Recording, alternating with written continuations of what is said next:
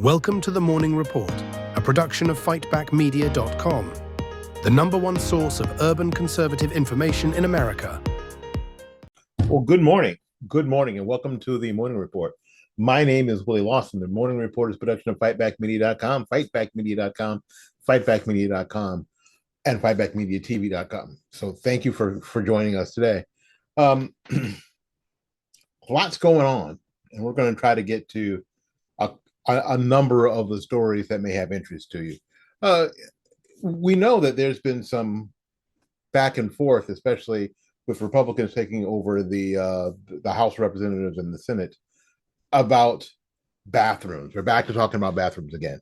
And just recently, today actually, Congressman Nancy Mace was physically accosted at the Capitol on Tuesday night. Representative Nancy Mace from South Carolina reported being physically assaulted at the Capitol by a man who subsequently was arrested by Capitol Police. According to the official statements, the incident occurred at the Rayburn House office building. That's one of the attached buildings to the Capitol, just before 6 p.m.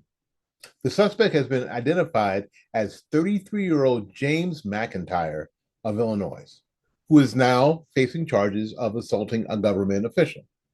McIntyre reportedly went through the standard security screening before the incident.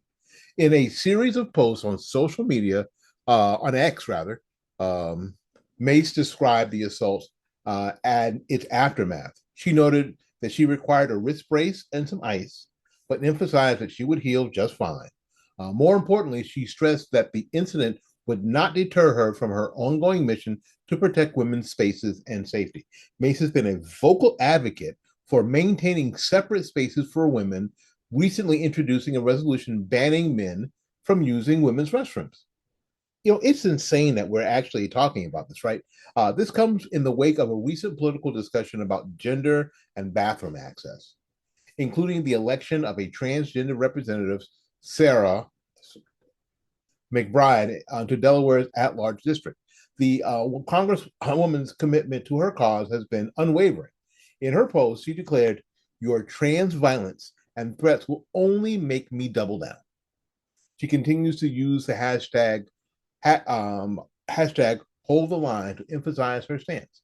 This is not the first time Mace has faced threats. Just last week, Capitol Police arrested over a dozen trans activists, including Chelsea Manning, trying to remain relevant, who were protesting in the Capitol women's restroom.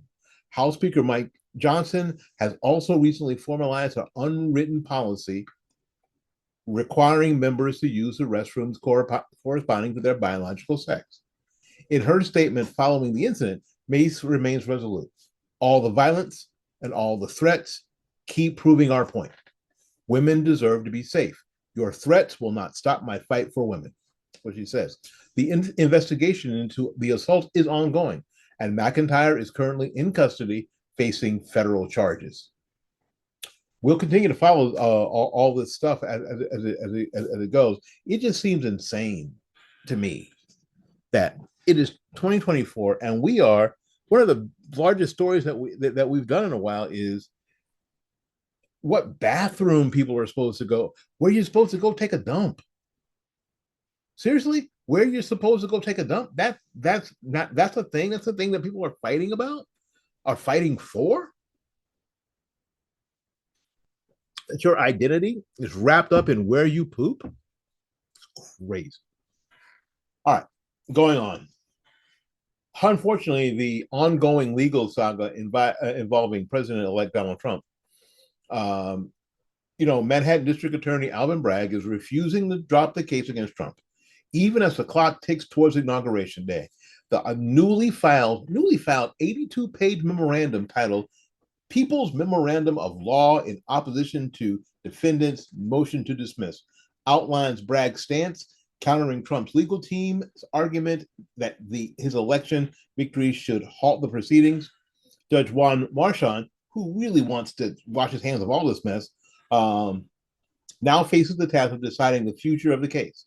While sentencing was indefinitely delayed last month, a legal brief clarifies Bragg's position. Trump's immunity as president-elect does not yet apply, and the case could proceed before his January 20th inauguration. The prosecution's filing presents alternatives to dismissal, leaving Judge Mershon several options to consider. The memorandum argues that dismissing the case outright would be an extreme remedy.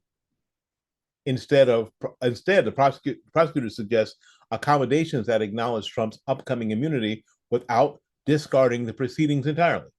Assistant District Attorney Christopher Conroy wrote this: "The extreme remedy of dismissing the indictment and vacating the jury verdict is not warranted in light of multiple alternative accommodations that would fully address the concerns raised by presidential immunity.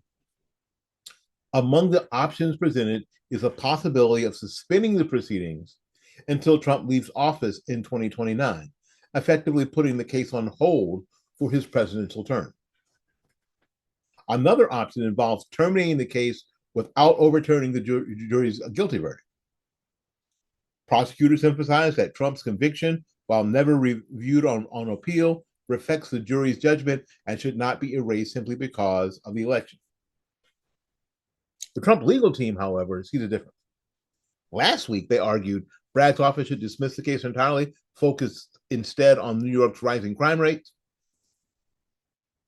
Trump's attorneys accused Bragg of pursuing a politically motivated lawfare case, which he is, adding that continued proceedings disrupt the president-elect's transition efforts. Prosecutors fired back, calling the defense's claims particularly brazen, really, given Trump's own repeated requests for delays in sentencing. They argue that Trump's motions and subsequent adjournments have kept the trial court proceedings active, making claims of disruptions contradictory. Anyway, of all the criminal cases brought against Trump, this was the first, and many legal experts call it the most contentious. Trump was indicted in March of last year on 34 felony charges, stemming from payments during the 2016 election. Critics have labeled the case as legally untested and politically charged, with the statute of limitations reportedly expired on several accounts. Nonetheless, Trump was found guilty on charges in May. Meanwhile, Bragg's broader handling of the high-profile cases continues to draw scrutiny. Critics point to this aggressive prosecution of Marine veteran Daniel Penny in the death of Jordan Neely. We saw that, a homeless man threatening subway riders. Penny was acquitted earlier this week. In contrast, Bragg's office has faced backlash for lighter sentencings in violent cases, like one involving the death of an 87-year-old professor. According to the irony, the prosecution's brief includes a section on public confidence in the criminal justice system, warning that dismissing Trump's case after his election could undermine public trust. Yet for many New Yorkers, rising crime, controversial prosecutorial decisions have already eroded that confidence.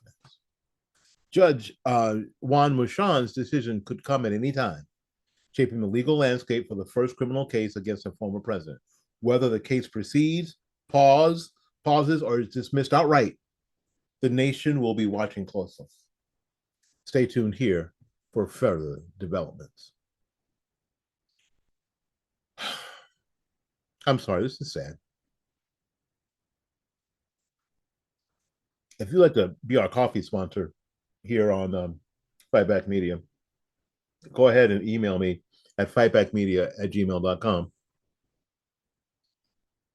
Senate Minority Leader Mitch McConnell is reportedly okay after a fall during a Republican lunch earlier today, Tuesday, on Capitol Hill. The 82-year-old Kentucky senator tripped, sustaining a minor cut to his face and a sprained wrist. A spokesman for McConnell confirmed that he doesn't require hospitalization and has been cleared to resume his schedule. McConnell, a childhood polio survivor, was seen later in the day with a brace on his wrist and a bandage under his eye. Speaking to reporters, McConnell reassured everyone, saying that he was feeling good. Senator John Thune of South Dakota, who was set to succeed McConnell as the Republican leader when the new Congress convenes next month, echoed the sentiment, describing him as fine. This isn't the first health concern for McConnell in recent months. In August of 23, he experienced two highly publicized brain freezes during press conferences, one in Washington and the other in Kentucky.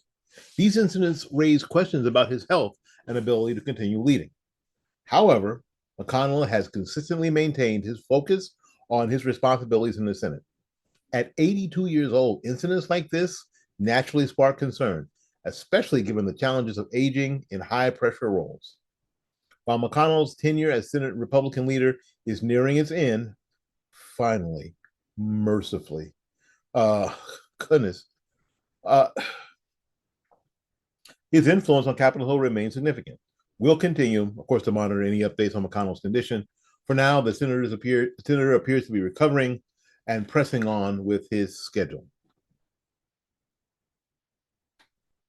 All right. This is one of the most shocking things going on right now, I think. And some people on TikTok's reaction to it is just disgusting. A 26-year-old man has been arrested and charged with murder in the shocking, targeted killing of a health insurance executive on the streets of New York City last week. Luigi Mangione faces multiple charges, including 1 count of murder, 2 counts of second-degree criminal possession of a weapon, and charges related to forged documents and illegal firearm possession. Mangione's arrest marks the culmination of a nationwide manhunt that captured global attention. He was apprehended in Altoona, Pennsylvania on yesterday, following a tip from a McDonald's staff. Apparently what happened, it was that a customer recognized him and related that information to the McDonald's staff instead of calling the police themselves, but that's kind of weird because they know what to do. And the McDonald's staff called the police, and anyway, that's how that went down. Officers found him using a laptop while wearing a mask and a beanie. Upon his arrest, Mangione was carrying a ghost gun, and that's a gun that the serial number has been taken off, whatever, equipped with a suppressor, reportedly made with a 3D printer, and fake IDs, one of which was tied to a Manhattan hostel he stayed at before the attack. The victim, Brian Thompson, a senior executive at United Healthcare, was shot in Midtown Manhattan last Wednesday. Surveillance footage shows a gunman walking up behind Thompson, firing multiple shots, and then fleeing on foot before escaping on a bicycle. Thompson, who was 50, was attending an investor conference when he was killed in front of bystanders on the sidewalk, hunted down like a dog. Authorities said the suspect later boarded a bus leaving the city, eluding police for several days. Mangione's capture in Pennsylvania revealed more details about his background. He's originally from Maryland. Mangione studied at the University of Pennsylvania and most recently worked as a data engineer in California. He had been living in Hawaii before the killing.